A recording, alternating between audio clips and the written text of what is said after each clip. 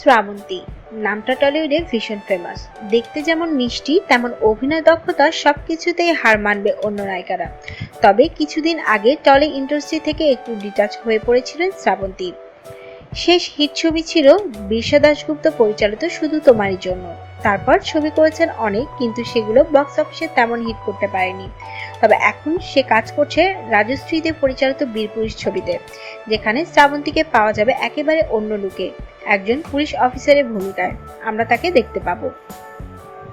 কিন্তু ছবি ছাড়াও শ্রাবন্তীকে নানা কারণে সোশ্যাল মিডিয়ায় ট্রোল হতে দেখা গিয়েছে বারবার। পরিচালক রাজীবের সঙ্গে সম্পর্ক বিচ্ছেদের পর সোশ্যাল মিডিয়া উত্তাল ছিল শ্রাবন্তীকে নিয়ে। পরে যখন শ্রাবন্তী আবার বিয়ে করে মডেল কৃষাণ ব্রজকে, তখন ফের সোশ্যাল মিডিয়ায় ডেইলি সোপ ছিলেন শ্রাবন্তী। সম্প্রতি ছেলে ঝিনুকের সঙ্গে তোলা একটি ছবিকে কেন্দ্র করে আবার সোশ্যাল মিডিয়ায় ট্রোল হয়েছেন শ্রাবন্তী। অনেকে লিখেছেন এ কেমন মা যে তার ছেলের সঙ্গে এমন পোজে ছবি তোলেন। তবে শ্রাবন্তী একেবারেই সেদিকে দৃষ্টিপাত করেননি। তিনি তার ছেলের বন্ধু, এটি তিনি আগেও জানিয়েছিলেন। ছেলের সঙ্গে বন্ধুত্বপূর্ণ সম্পর্কের জন্য হয়তো এমন ছবি তুলতে তার অসুবিধা হয়নি।